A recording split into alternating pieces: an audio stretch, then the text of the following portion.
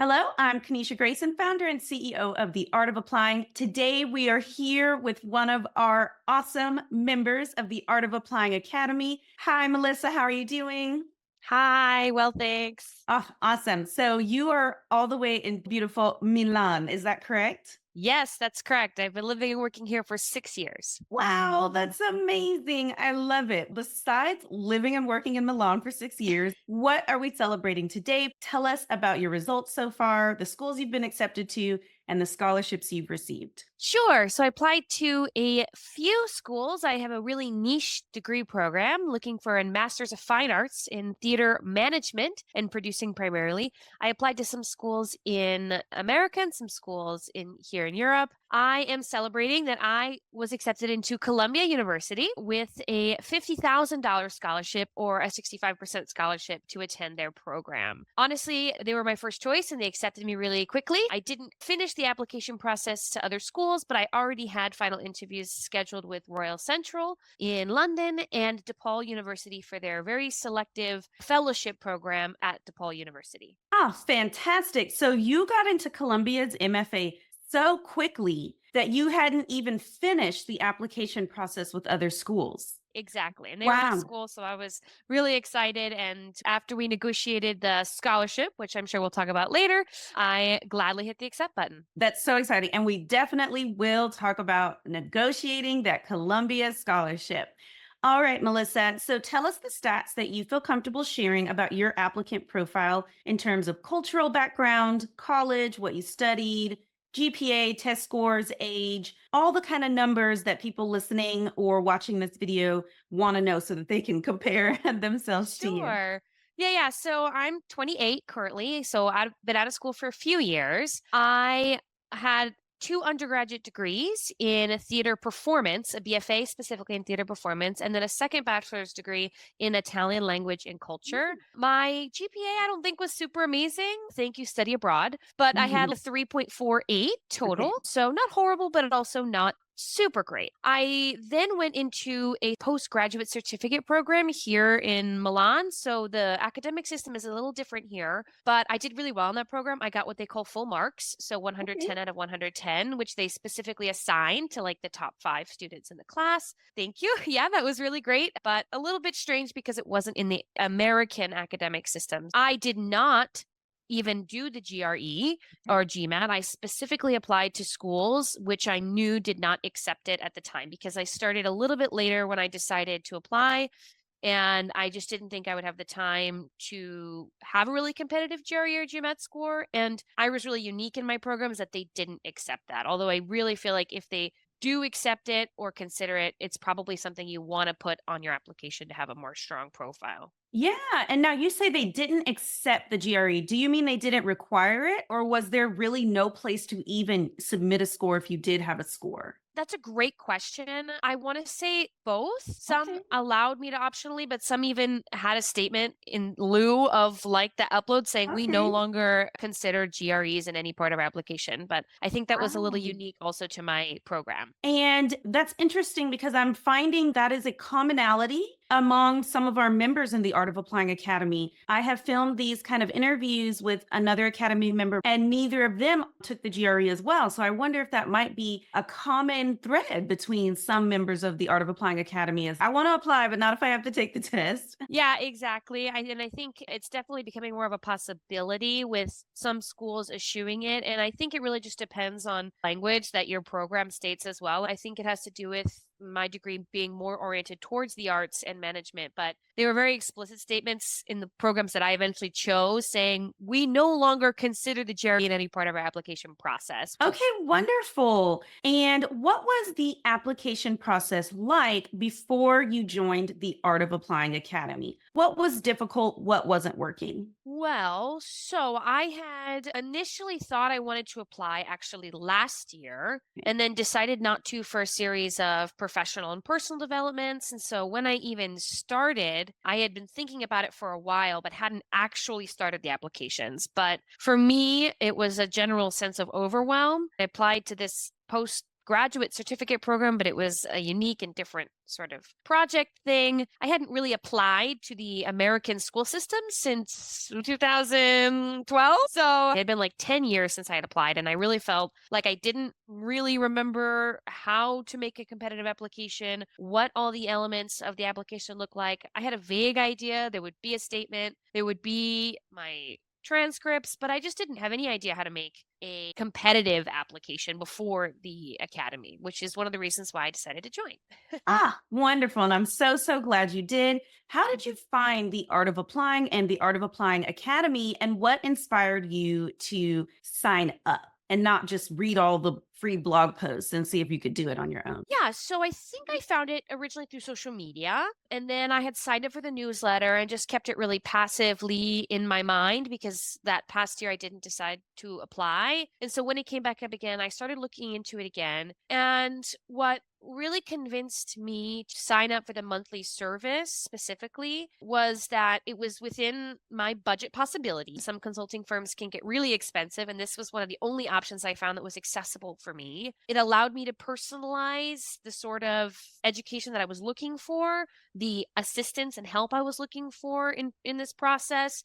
I had already decided kind of what schools I wanted to go to. It was a niche program for me, so I could skip that section, although it seemed really useful, and really focus on the parts that I needed, like telling my personal story. And honestly, just felt like it would be within my best interest to invest as much as I could with my resources to have the most competitive profile possible. I didn't want to be kicking myself and saying, what if I had just thrown it into the batch and hoped it stuck? Maybe it would have my application, but I wanted to know I was doing everything I could to make a competitive application and give myself the best chance possible. Well said. And our price points are really far apart, right? So, was there any part of you that was like, how can this be helpful if it only costs 1/100th of application accelerator? That wasn't really an issue for me personally because I recognize the differences in the services. So it was really clear to me that your other services are much more oriented toward personal coaching services, really detailed, really specific, really personalized, somebody to really coach you through the entire process. And I could see the benefit of that and why it would have that cost. I understood that this was more of a platform that had a series of expertise knowledges that I could consume at my own rate in my own initiative, which was exactly what I needed. I wasn't looking for somebody to really hold my hand per se. I thought I had a relatively strong profile. I just needed to know the ins and outs of the key pieces to making my application. And one of the things I loved about the academy in general was that you could add on different resources if you wanted them. So I 100% took advantage of the writing services. That was amazing. I only needed one session to really sort of open my mindset and completely change my personal statement to make it a lot more competitive. And what was unique about the program specifically that I think probably could not be replicated in any of the blogs were the Q&A sessions and the writing sessions. So if you do sign up, do not sleep on those. Sometimes, especially during the holidays when a lot's going on, there would only be like 3 or 4 people on a call. And if you're the first person on, if you get that question in a few days earlier, you get 10 whole minutes where you are getting a personal coach. Just those key suggestions and tips that you're going, gosh, I have this pretty strong, but I'm not sure about this. Can you please help me with this? All of the staff were super helpful and gave various levels of feedback. So that was really invaluable to me. I just needed those extra little when I'm going, oh my gosh, this paragraph sounds awful and I reread it 3 times. What do I do? And they would just key in on that. They say, let's skip the other stuff. We have 10 minutes. Let's look at that thing and see how we can fix it for you. So that was like having mini coaching sessions when I needed them. That was really great. Absolutely. I love that. You started to attend the group Q&A calls and the group writing center calls. And it sounds like you purchased maybe 1 round of editing with the private editing service. I think I jumped on a Thanksgiving deal or something so I could Okay. get all of the writing that I needed because I had 1,000 words I wanted looked at. So yeah, I did go through a run around editing service. Wonderful. And one clarification I want to make, just because Melissa said writing service, there is no service where we will write any part of your application. She means the editing service. Yes, I do. Yes. Sorry. Yes. An No editing worries. service. No, I wrote that all myself. You sure did. You did the work. Awesome. Okay, wonderful. So I think you have mostly already answered this question, but we'll just see if anything new comes out. In the Art of Applying Academy, we have the application roadmap, which is comprised of the short recorded lessons that I created. We have a forum where you can ask me questions. I answer them on Thursdays. We have the group coaching calls, which you just talked about, the writing center calls, the group Q&A calls. And then we also have sample materials where you can see real examples of successful essays from past applicants. What was your favorite part about working with us? Did you use all those resources or lean more heavily on a few over others? As somebody who self funded my application journey, I was really keen to use all of the elements of the program. I used all of them. I read the sample essays, admittedly, probably too many times to get inspiration, but I read the sample essays that were available. I used all of the resources, including the forums. I talked about one of my favorite parts, which was definitely the Q&As and writing center editing sessions that were held. They really helped me in those key moments where I felt like I needed it. But I also loved the fact that throughout a total of 5 months, anytime I had a suggestion or a question, it was always addressed. It wasn't like I was left into a virtual catalog of programming to just fend for myself. There was definitely a back and forth continuously, apart from the fact that, Kenesha, you're always trying new programs, experimenting with new technologies, which I always wanted to try with you. If I said, listen, I don't think this is working, or hey, I need this resource and I haven't found it, it was like, great, here it is. Here's some materials you can use, and we'll build that into the program later. So I thought that was really great because it felt like I was really getting feedback and a back and forth for the time and energy I was investing too. Oh, beautiful. You mentioned the forums, and I remember you and I had some back and forth in the forums around your financial aid package. So I think this Yeah. is a great time for you to tell everyone about the financial aid package that you originally received, how you felt about it, what we worked on together, and then what happened. Yeah. So when I was originally accepted, I received an aid package of $35,000, which I thought was definitely strong, especially considering that they wanted me to make a decision as soon as possible. And I hadn't even finished the application processes for other schools. So I didn't have a lot of leveraging power to be able to ask for anything higher. I thought that was a pretty great one. And I was very eager to accept because it was my top choice school.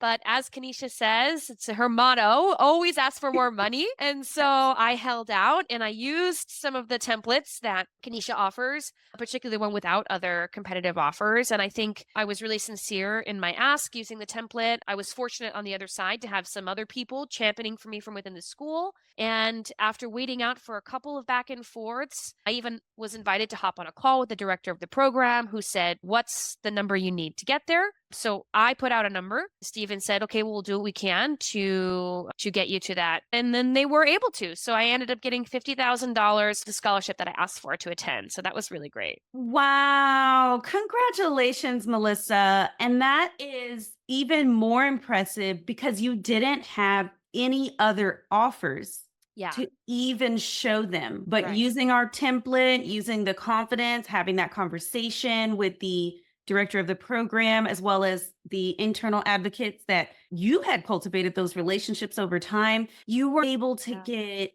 is it $15,000 more? Yeah. Wow. Annually. I was really happy with that result. It just came down to using the template and being strong on the template when I got a response that wasn't a yes, but also wasn't a no. So just knowing that I was able to hold out and I don't want to say put the pressure, but not pull the trigger on saying yes right away to the point where they were like, okay, once funding had opened up in other places, or I'm not sure, but it was really great. Brava. Woof. Wonderful. Thank you. And you said annually. So then you got $50,000 per year. And how long is your program? It's 2 years full instruction. So that's where I've got the scholarship. So, Melissa, you got a $100,000 scholarship to Oh, Columbia MFA. when you put it that way, yes, I You did. did. You should be so proud, so thrilled. Thank you. Yes, I am. I'm very excited. Yeah. And let me actually quantify that for you, Melissa. Some rough math is that if you had not gotten that $100,000 scholarship and you took it on as a student loan instead, you would be paying an extra $1,000 every month for 10 years. So you've saved yourself on the student loan repayments $1,000 a month every month for 10 years. That's awesome. Yeah. So I'm very thrilled with your result. I am so proud of you. That is really amazing. Now, Melissa, I know that your program did not require and sometimes did not even accept a GRE. However, it is a fairly common sentiment that I hear from people, even if their program does not require the GRE, to say, I just feel like I need to have a really strong score. And then I will work on the rest of the application. I'm just going to only focus on studying, and then I can begin to think about the essays and the rest of the application. What might you say to someone who feels like that? I'm not going to say it's a mistake because ultimately the choices you make and the strategy for your application is yours. But I would highly encourage you to think about your application as a whole from the beginning. And that was one of the first things that the Academy taught me right off the bat is that at the end of the day, you're making a wholesome application that incorporates all parts of your profile, your professional and even personal profile sometimes. When I was in my interview with, I think there were 6 members of the board, and it's thankfully a really small selective program. So when I had my interview, all 6 of them, it was very clear, had read every piece of my materials. They were referencing my letters of recommendation. They said, I really liked what you said in your essay here. Somebody else said, in your analytical essay, I really enjoyed this. And I see on your resume, you've done this. So it was very clear they had all studied all parts of my application. Nobody mentioned my not so nice GPA. I'm going to put it that way. So I Good. would say, in general, I think while the numbers are totally important and you should work to have them as strong as you can for your application, it's definitely not an end all be all, and it's not representative singularly of who you are as a candidate. Oh, well said. Well said. And I like how balanced your feedback is about that. What did you learn about yourself and how did you grow as a result of being in the Art of Applying Academy? Gosh, I realized how difficult the application process is, but not necessarily difficult in the sense that, oh, it's so hard, but difficult in the sense that it really challenges you to be able to communicate who you are in an effective way. And I think that just going through the steps that the academy gives you about thinking about and reflecting on and then writing multiple versions of your statements and your profile, even down to the tips for how you interview, the way you want to word things. It really challenges you to be able to communicate effectively on who you are and what you Mm. want to bring to the table. I think that was something I really learned how to do a lot. And it's something that I'm still bringing with me as I apply for even more scholarships, outside scholarships, because you can never get too many. And it's a skill that I imagine will continue to be useful as I hopefully one day am a leader on a cultural organization where we need to be able to speak about ourselves, our professional selves, and what ourselves and our organization does. Well, there you go. I think you are well on your way. Hope so. What's next for you in your application process? Yeah, so I've finally hit accept. Was excited with my results, and so I got to hit the accept button.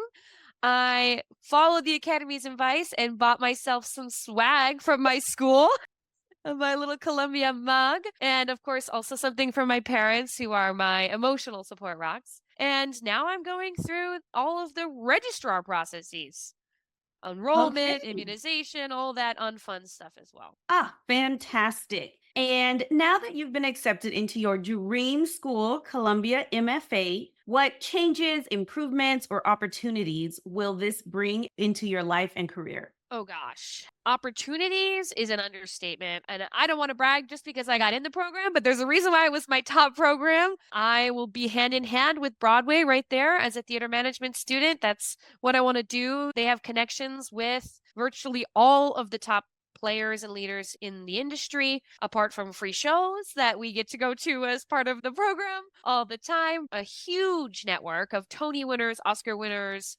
international relationships, trips to London, a huge network beyond this really high level coursework that I'll be taking, which is really fascinating about the fine details of nonprofit and theater management in a commercial and non commercial setting. So it's going to be really exciting. Oh, I'm so happy for you. My last question for you, Melissa, is what would you say to yourself a year ago or to someone who's watching this video or listening to your interview and they feel some similarities with you, some kinship with you? They want what you have, but they're just like, I don't know if this will work for me. It seems too good to be true. Maybe she has something I don't. What encouragement or advice would you give to the person who's wondering if the Art of Applying Academy could help them? So the first thing I would say is same. I thought the exact same thing a year ago. I saw success stories. I was reading some of the personal statements and I said, gosh, but that person has that and that person has that. And I don't know if I have anything particularly special. I might be competitive. I might not. I don't know. And I would just say all of those are messy thoughts. They're just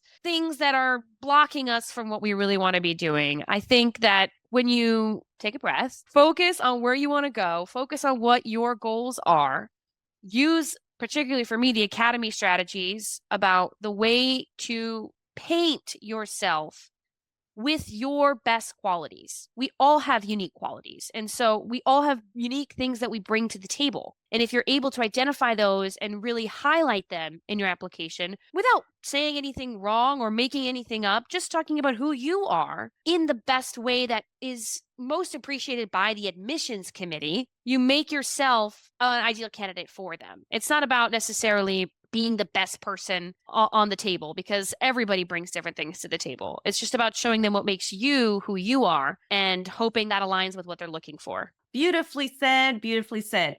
I said that was my last question, but another question just occurred to me. I plan to start reaching out to colleges and universities, basically like their career centers, to see if they might want to participate in some sort of institutional membership where all the juniors and seniors, or maybe even all the students, get access to the Art of Applying Academy, where the school pays like an annual fee, and then all their juniors and seniors, or maybe all their students, have access to the Art of Applying Academy. I want you to speak directly to the people at the universities and talk to them about how you think it might help college students who are looking to apply to grad school. Okay, well, I think it would be incredibly beneficial for juniors and seniors who are looking to graduate and want to go into graduate school because I feel like the environment is always changing. You know, college is an amazing experience and we focus on ourselves during that period and we try to grow in our profession, but we don't always think about how we can be presenting that to graduate schools. That's not usually a first priority when we go to college. Once we decide we do want to go to graduate school and that is something that we want for our next steps, it's incredibly beneficial to have key guidelines and outlines as to how to make our profiles advantageous for the commissions looking at us coming in the fall. Because even though it's only 4 years, that's still a long time in terms of when I was 17 writing my personal statement. I am not the same person when I'm 22 or when I'm 28. So really, really thinking how to evaluate yourself, how to present yourself, and how to really use some of those things that you don't even think about, just things like that that you would never consider on your own are what makes the academy truly beneficial, I think, both the college students and people out of college. Oh, beautifully said. Thank you, Melissa. This was so inspiring. You have made my morning. I loved everything you had to say. And I think your story, your amazing success of getting $100,000 scholarship to the Columbia MFA is just really extraordinary, outstanding. And I commend you. I'm so proud of you. Congrats, Melissa. Thank you. Thank you so much. Thanks for watching. Are you ready to take your application process to the next level? The Art of Applying helps you get into the graduate school of your dreams and get money to pay for it. Book a free quick call from the link in the description to get started. And subscribe to our channel for more application tips and success stories.